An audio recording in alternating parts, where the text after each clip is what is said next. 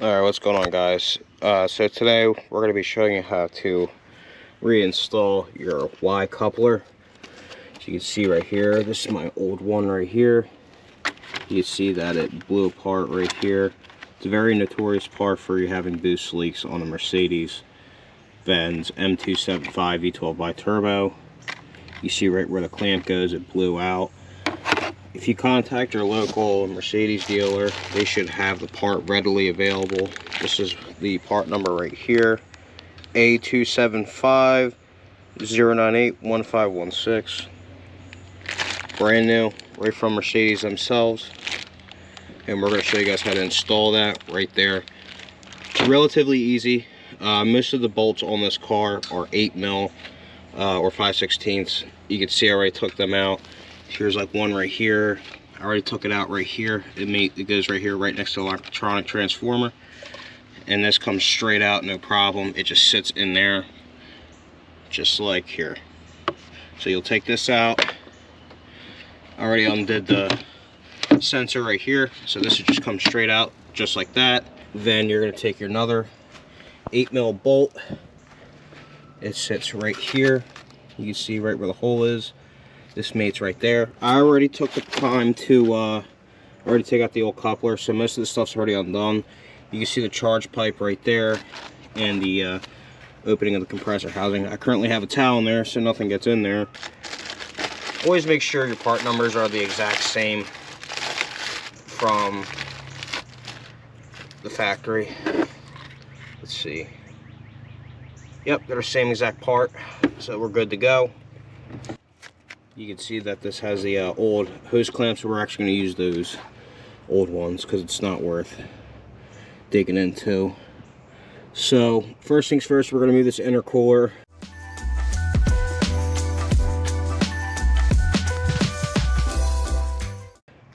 So we can get a better advantage at this Y coupler spot right here. We're going to take the rags out so we can start getting to work on that. You get rid of all these rags right here, put them over here. Then obviously there's your intake manifold, your two intercoolers.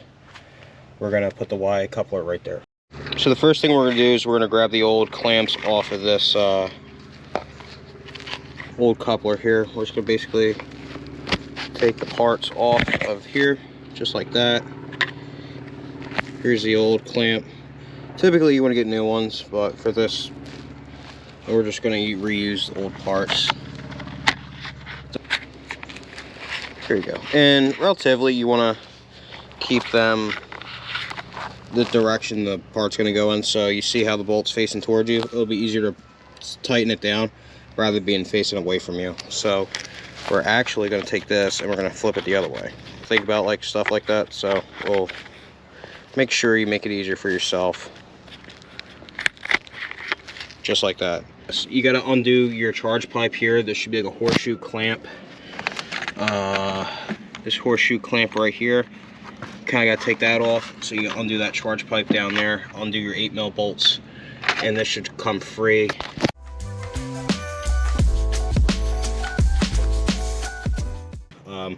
I did grab a pair of pliers and I undid this one hose clamp there so it's easier to bend, so you have more play. So I can get that Y coupler in there. So I'm going to put that in. We're going to start finicking with this, try to get everything together. It's not going to be the best thing in the world to do. It's going to be a pain in the butt a little bit. So it is going to take a couple minutes to get that on there. And expect it to be a couple curse words to get that in.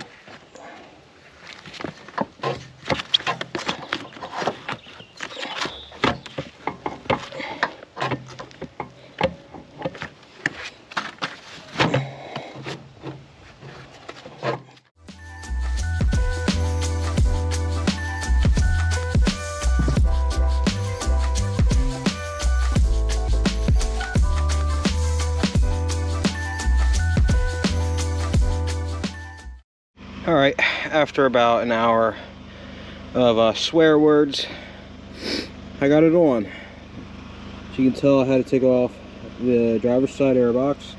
You see my hands are covered in gunk. And I was cleaning my hand with that rag. Yeah, so if you're going to do this Y coupler, I would highly recommend to also take off the driver's side air box and loosen up your intercooler boot, or your intercooler rather. It'll definitely help you out because you'll have some kind of leverage to wiggle it up and down just to fit that boot on. Might have to the other intercooler. Yeah, we're gonna have to do that. All right, stand by. We got to do more work. I will tell you, this is a very pain to do. It wasn't excruciating pain, but it wasn't good. Those hose clamps, you have to make sure they are absolutely loose, because even if you think, you know, when they're loose wobbling in that on the coupler point, it will not go on. I fought with this for an hour with 90 degrees straight sunlight beaming on me. I'm soaked in sweat. This engine is luckily cold, but when the sun obviously hits this, it turns into a frying pan. So I got the coupler on. As you can see here, I got the bolts just where you want them.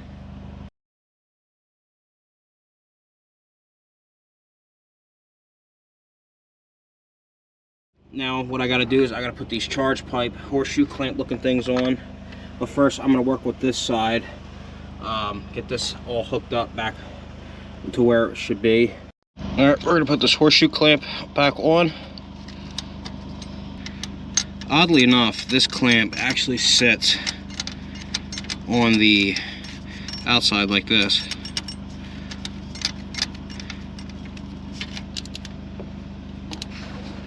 You guys a better view here. And that's snug. Perfect. And there's your compressor housing, end of the turbo. Alright, so now we gotta get this big air box on, and we gotta get this hose on too. Oh, you are hot. Sitting in the sun there, mister. Alright. So we kinda gotta go. Get the hose on. So now we just need to put our 8mm bolts in. Now keep in mind, you'll see in this video some jerry rig things. The owner I bought it from didn't really put the correct things in the correct corresponding locations for this car, which you're about to see here in just a moment. On a German Mercedes S-Class, a self-tapping screw. No, you don't do that. But for right now, we kind of have to deal with what I have until we get the right stuff, because I got to order this mounting bracket for this air box. Just time lapse this part. Now we got to tighten the hose clamp.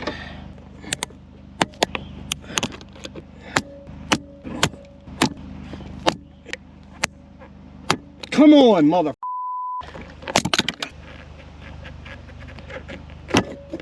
Oh, there we go. Now we got the next piece, the other horseshoe clamp.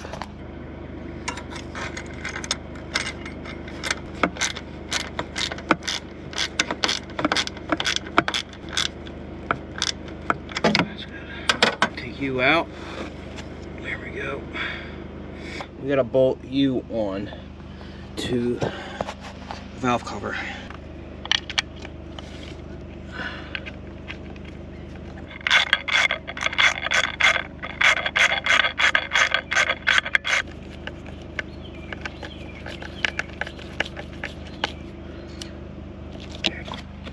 Don't forget your sensors.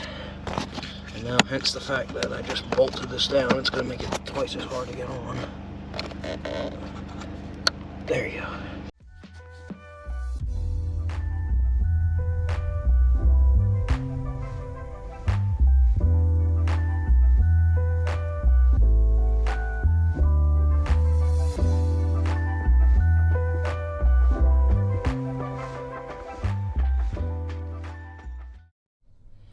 Alright guys, so we're driving the Mercedes now. After the fixing of the hissing noise, we're going to see how this thing drives. I'm also recording with my Metas so we can get a different point of view.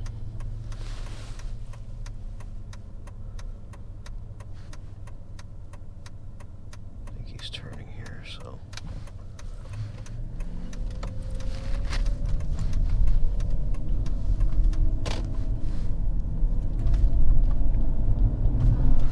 Yeah, it's definitely not leaking anymore. When I used to hit the gas pedal, you could see in the beginning of the video, they were kind of crappy videos. You couldn't really tell by the footage of the hiss. It was kind of very faint in the video. And when you're in person, it's a lot more audible. You can hear a lot more. I'll tell you right now, this thing is not leaking any boost. Yeah, it's definitely not leaking now. This thing's making a lot of boost. Night vision's working. Got all of our fancy buttons all right here. I have an issue with my headlights where they like to stay on 24/7. I think that's because my window is tinted out. This car is basically murdered out. Everything is 5% on this car. You see how bright it is outside. This car is very dark. We're actually going to get on it right here. See how fast we can get the sucker up to. Oh yeah, she's making boost. Yeah, she's flying. It's already 70 miles an hour, just like that. Whew. More kick down. Yeah, she's making power. Yeah, that boost leak is non-existent now. That was our issue, was that Y coupler.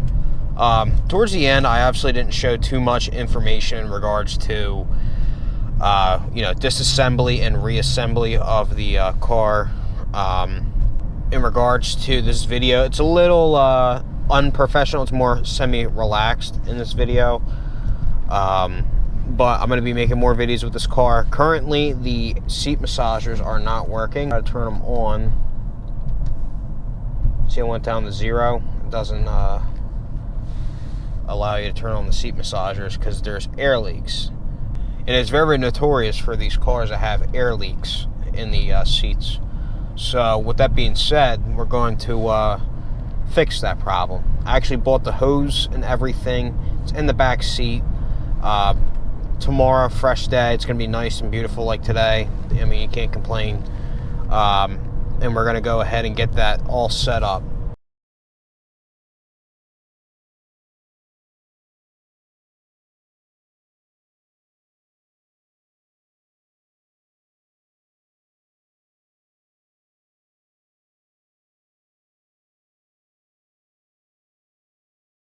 A lot of these cars consist of ignition coils that use 24 spark plugs per coil, or 12 spark plugs per coil.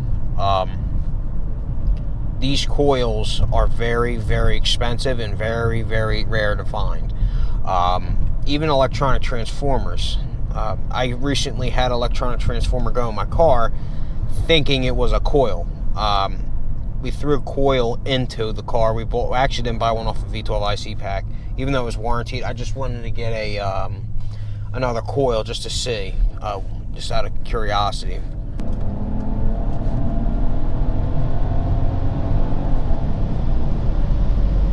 This car's crazy.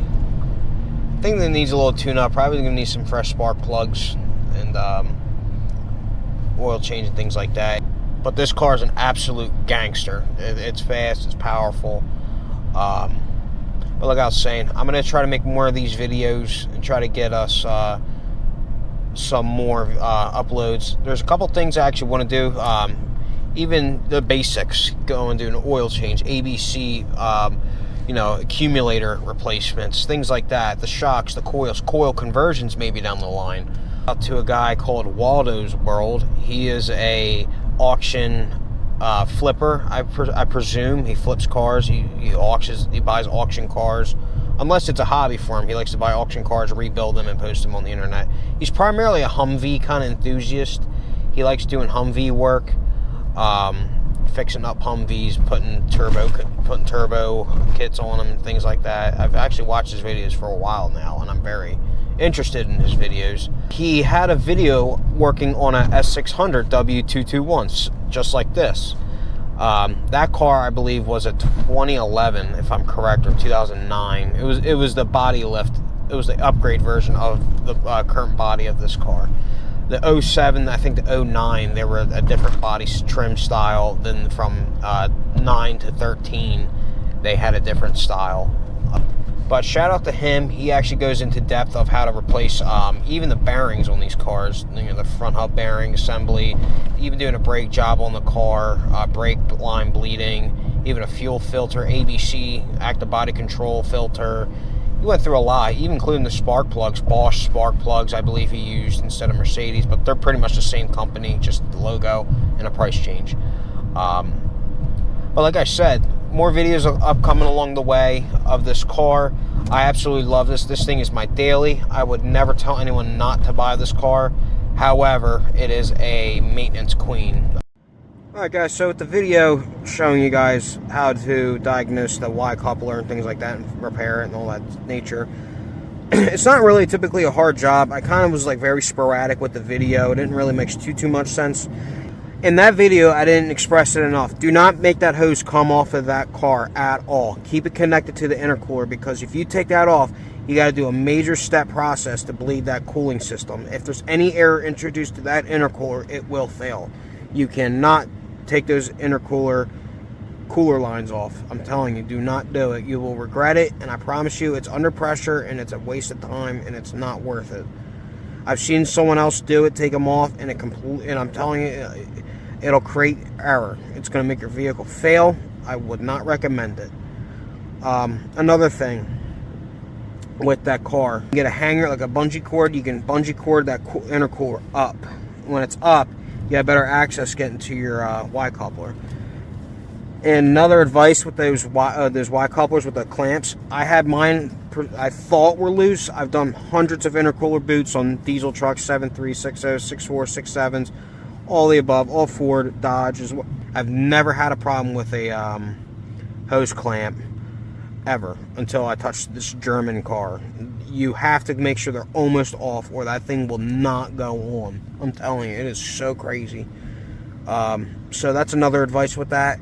But once you get everything on, it's relatively easy to put back together. The car is not really hard to work on. It really isn't. It's just tedious. You got to be very careful. You got to make sure you remember. There's many things that you're doing, like your O2 sensor. Make sure your sensors are getting plugged back in. You got to make sure your vacuum lines aren't getting pinched with where you're mounting the intercooler back onto the plate. You got to make sure your vacuum lines don't break because they're brittle.